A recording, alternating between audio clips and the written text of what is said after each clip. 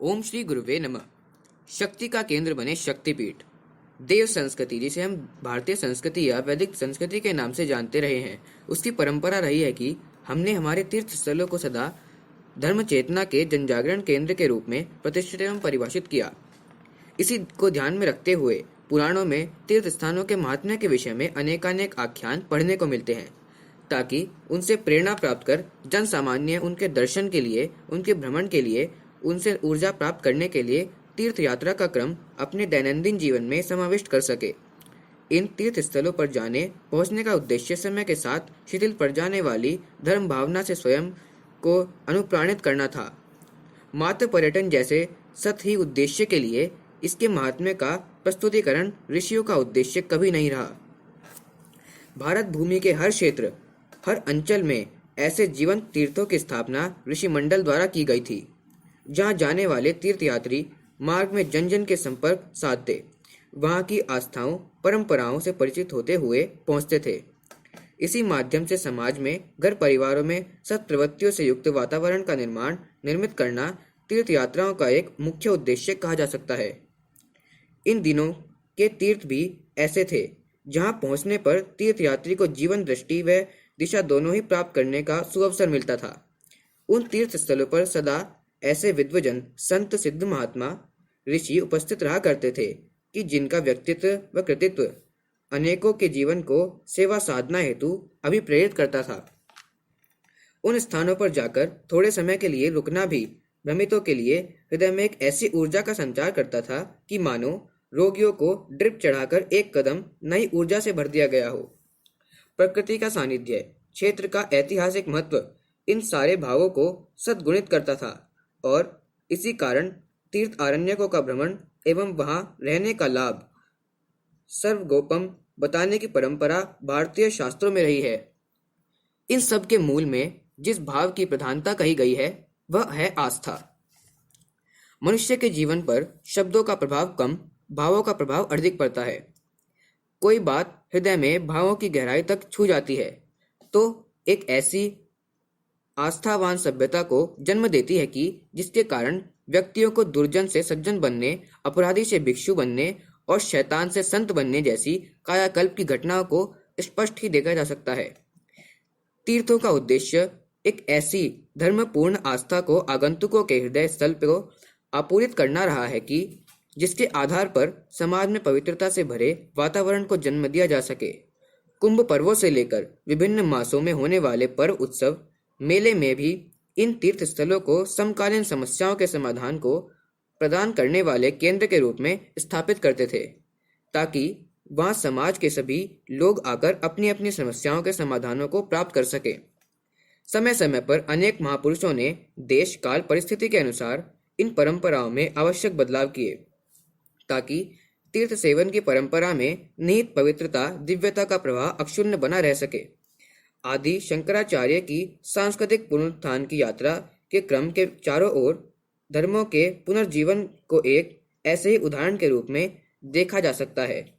भगवान बुद्ध का धर्म चक्र प्रवर्तन एवं भिक्षुओं का धर्म प्रवज्ञा पर निकलना कुछ ऐसे ही प्रयोगों का परिचायक है।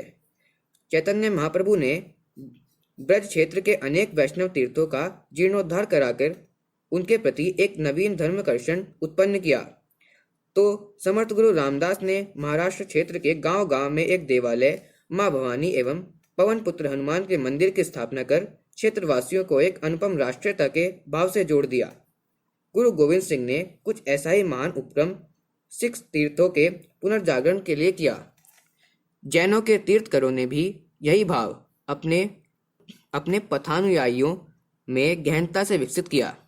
दुर्भाग्यवश वर्तमान समय में तीर्थ परंपरा एक विचित्र विडंबना के रूप में ग्रसित पड़ती है। इसका एक कारण तो सर्वत्र फैला विषाक्त वातावरण है, तो वहीं दूसरी ओर धर्म क्षेत्र की अपनी निष्क्रियता भी इस शिथिलता के लिए उत्तरदायी है, क्योंकि आजकल धर्म सिद्धांतों, उपासना उपक्रमों, सत परंपराओं में जिस कदर विकृतियां आ गई हैं, उनके कारण धर्म एक व्यवसाय सा बनकर रह गया है। श्रद्धा, आस्था तो दूर की बात है, धर्म के क्षेत्र पर सामान्य विश्वास भी लोगों का बरकरार नहीं रहा है। तीर्थ स्थल भी धीरे धीरे पर्यटन केंद्रों में बदलते जा रहे हैं और अनेक लोग तीर्थों पर जाने का भाव मात्र प्राकृतिक रमणीयता या निजी मौज मजे करने के लिए देखते हैं, आस्थाओं के सशक्तिकरण के लिए नहीं। ऐसे में यह सोचना हमारे लिए आवश्यक हो जाता है कि क्या इस महान तीर्थ परंपरा की स्थापना के पीछे ऋषि मुनियों का यही भाव रहा होगा कि इनकी स्थिति मात्र पर्यटक स्थलों जैसी बनकर रह जाए। इस विद्रूप होती परंपरा को बदलने के उद्देश्य से ही परम पूज्य गुरुदेव एवं परम वंदनीय माता जी ने गायत्री शक्तिपीठों की स्थापना क्रम आरंभ किया। गायत्री शक्तिपीठों को मात्र गायत्री मंदिर की तरह देखने की भूल नहीं करनी चाहिए, बल्कि उन्हें जागृत प्रज्ञा तीर्थों, युग तीर्थों की तरह देखा। इन शक्तिपीठों की स्थापना के पीछे परम पूज्य गुरुदेव एवं परम वंदनीय माता जी का यही उद्देश्य था कि ये तीर्थ व्यक्तियों को सुसंस्कृत एवं समाज को समुन्नत बनाने का युग निर्माण योजना के दैवीय प्रवाह के प्रतीक हैं, माँ गायत्री की शक्ति का प्रतीक हैं और इनकी स्थापना का उद्देश्य भारतीय इतिहास की उसी गौरवशाली परंपरा को पुनर्जीवित करना है। माँ गायत्री भारतीय संस्कृति का प्राण एवं मूलाधार हैं। भारतीय संस्कृति की कुंडलिनी शक्ति माँ गायत्री के प्राण प्रवाह में ही समाई हुई है। यदि एक बार गायत्री महाशक्ति का पुनर्जागरण हो जाए तो उसके प्रवाह में भारत को विश्व मानचित्र पर पुनः जगत गुरु बनते देर नहीं लगेगी। गायत्री के इसी अपरिमित बल के कारण उन्हें वेद माता, विश्व माता, देव माता जैसी संज्ञाओं से बारंबार पुकारा गया है। गायत्री महामंत्र को सतयुग की वापसी का आधार माना जा सकता है। गायत्री मंत्र व गायत्री साधना में ही वह शक्ति है जो लोकमानस में उत्कृष्टता का प्रमाण स्थापित कर सके एवं सबके जीवन में, चिंतन में युगांतरीय चेतना का प्रज्ञा का अवतरण संभव कर सके। गायत्री शक्तिपीठों का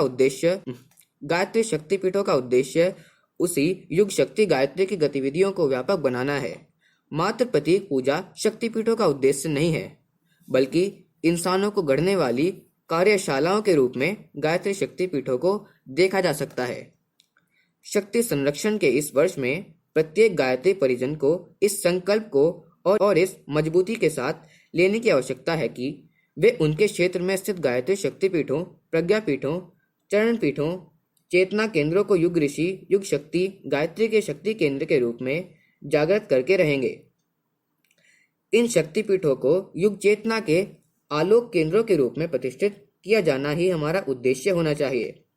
हमारे शक्तिपीठ इस वर्ष में एक ऐसे केंद्र बनने की प्रक्रिया को आरंभ कर दें जहां प्रवेश करते ही पुरातन कालीन तीर्थों का भाव आगंतुकों के मन में उमड़ पड़े, जहां प्रवेश करते ही उन्हें ऐसा लगे कि वे एक उत्कृष्ट आदर्शवादिता की स्थापना के केंद्र में आ गए हैं, जहां प्रवेश करते ही उन्हें ऐसा लगे कि वे एक ऐसे स्थान पर आ गए हैं जहां धर्म एक विरासत के रूप में सुरक्षित है और अध्यात्म वहां के कार्यकर्ताओं के व्यक्तित्व में अनुभव किया जा सकता है।